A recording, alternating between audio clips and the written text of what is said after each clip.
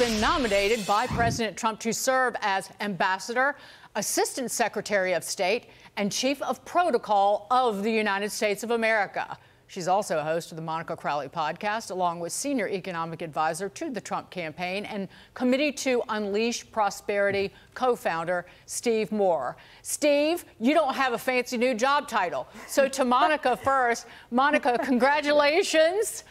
If you want to talk about what you're going to be doing, please have at it. I just hope that you come equipped with a chainsaw, and you too will be cutting some of the leftover unspent money.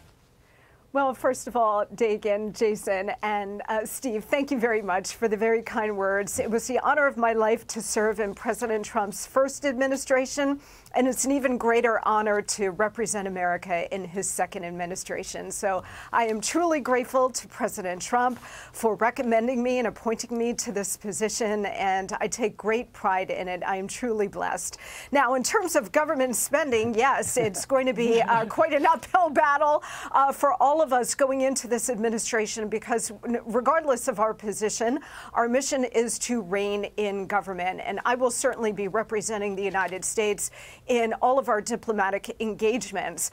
But the overall narrative of President Trump is to restore America through peace through strength, but also to restore America's fiscal responsibility and to get our fiscal house in order.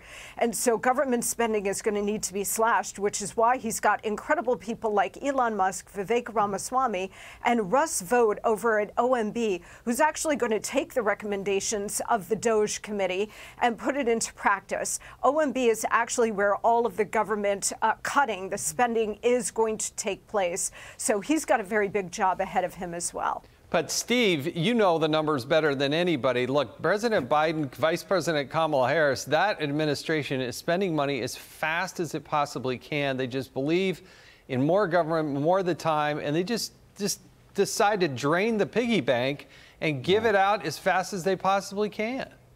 Yeah, that's so true, and Jason. And by the way, Monica, I'm so thrilled by your appointment. It is fantastic. I'm going to call you, if I may, I'm going to call you the czar of patriotism, the patriotism czar for America. And boy, do we need that, an appreciation of the greatness of America, which we haven't had for 4 years.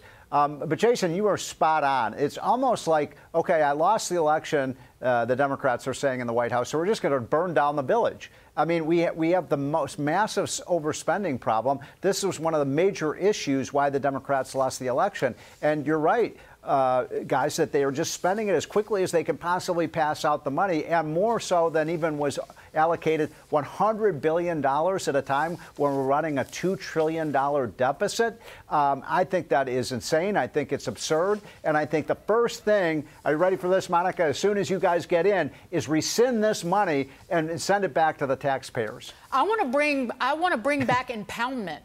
Screw the Impoundment Act from the Nixon era, which forces the president, the executive branch, to spend money that has been allocated by Congress. It's like you don't need to spend it, but he's forced to. So I'm a nerd. All I do is read about this stuff. No, you're right. Yep. Monica, one of the things that they're doing is the administration is allowing and putting in contracts and deals with unions so that these government workers don't have to come back to work. They can continue to do telework. And they're doing it by the tens of thousands. Yeah, you know, the incoming Trump administration telegraphed this, that there were millions of federal workers who, as sort of a holdover from the COVID era, were still working at home and perhaps coming into the federal buildings maybe 2-3 days a week.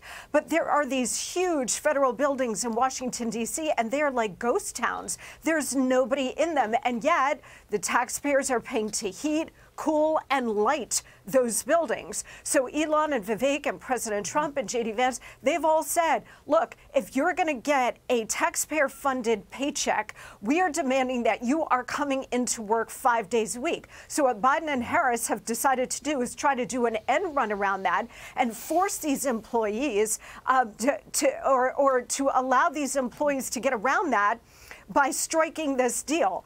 I hope that President Trump will be able to claw back a lot of this money that is being spent on day one, but I also hope that there will be a way to circumvent these last-minute orders coming from Joe Biden, because it is not right to hamstring an incoming president with these kinds of rules, especially one that was elected in a landslide mandate to demolish exactly this kind of business-as-usual stuff. This is gross. This is the Federal Worker Union. Why in the hell do they have a union or need a union? It's a job for life. And it involves the Social Security Administration employees, Steve. They get to keep teleworking until 2029. And during a 3-month period last year, only 7% of Social Security Administration employees actually went into the office. 7%. Where do they even live? Are they getting paid D.C. wages, but living in Mississippi or South Carolina, somewhere with low costs? Because that's a problem at the Commerce Department.